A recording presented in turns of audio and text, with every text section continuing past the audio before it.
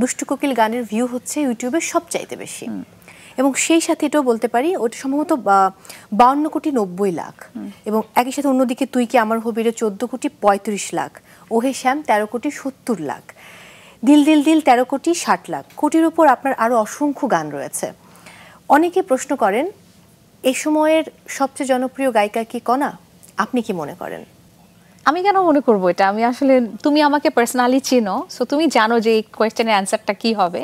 বা যারা দর্শক তারা হয়তো আমাকে পার্সোনালি ওভাবে জানে না।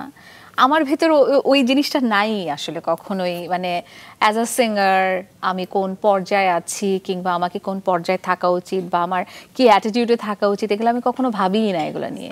আমি সারা জীবনই যেভাবে কাজ করে যাচ্ছি এবং আমার পারিপার্শ্বিক যাদের সাথে আমি কাজ করি তাদের সাথে যে ব্যবহার, যে আচরণ একদম প্রথমের মতোই আছে।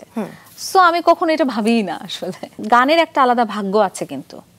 সো একটা গান কোথায় যাবে, কার গলায় যাবে বা কোন চলচ্চিত্রে যাবে বা কার অ্যালবামে যাবে, সেটা যখন গানটা খুঁজে নেয় তখন গানটাই গানের একটা জায়গা তৈরি করে নেয় আসলে।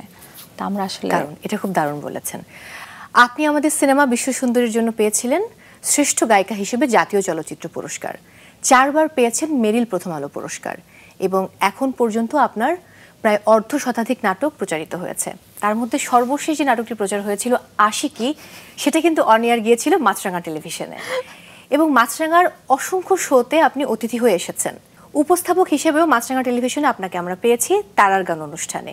তার মানে হচ্ছে বুকের মাঝে মন যেখানে, আপনাকে আমরা সবসময় সেখানেই রেখেছি। অভিনয়টা আসলে যখন আমার ক্যারিয়ার স্টার্ট করছি আর কি, গান দিয়ে অবশ্যই ক্যারিয়ার শুরু। মানে আমি তো আসলে বলবো যে আমাদের সময় আসলে আমি যখন গান স্টার্ট করেছি, মানে কাজ শুরু করেছি, আমি অনেক ছোট এজ থেকে জিঙ্গেল করছি, বাচ্চাদের গান করছি, বিভিন্ন জায়গায় স্টুডিওতেও কাজ করছি, যে যখন যে অপরচুনিটি পাচ্ছি সেটাকে কাজে লাগানো ট্রাই করছি। কারণ তখন তো রিয়ালিটি শো ছিল না। 2006-এ দেখা গেল যে আমার কাছে মনে আছে যে একটা ছোট সৈয়দুজ্জামান সেলিম ভাই ওনার একটা নাটকে আমাকে ডাকলো, তখন আমি আবার উপস্থাপনা করি একটা চ্যানেলে, একটা টিনেজার শো ছিল, সেই শোটা অ্যাঙ্কারিং করতাম আমি।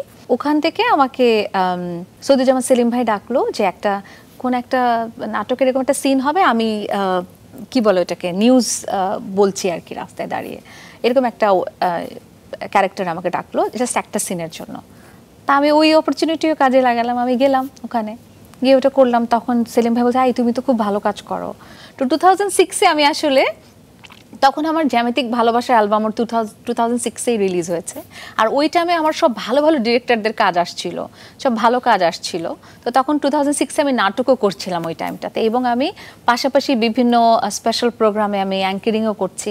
সেখান থেকে আসলে শুরু। আর মাছরাঙার যে প্রোগ্রামটা করেছিলাম ওটা আসলে খুবই স্পেশাল একটা প্রোগ্রাম ছিল। ওখানে সব স্টাররা গান করেছিল, যারা অভিনয় শিল্পী, যেমন ঈশিত আপু, তারিন আপু, নোবেল ভাই, আরো কয়েকজন ছিল, আমি ঠিক মনে করতে পারছি না। তারা গান গাইছিলেন এবং গানের মানুষ হয়ে আমি উপস্থাপনা করছিলাম। আরে বাহ, খুবই দারুণ, মানে পুরো অন্যরকম একটা ব্যাপার।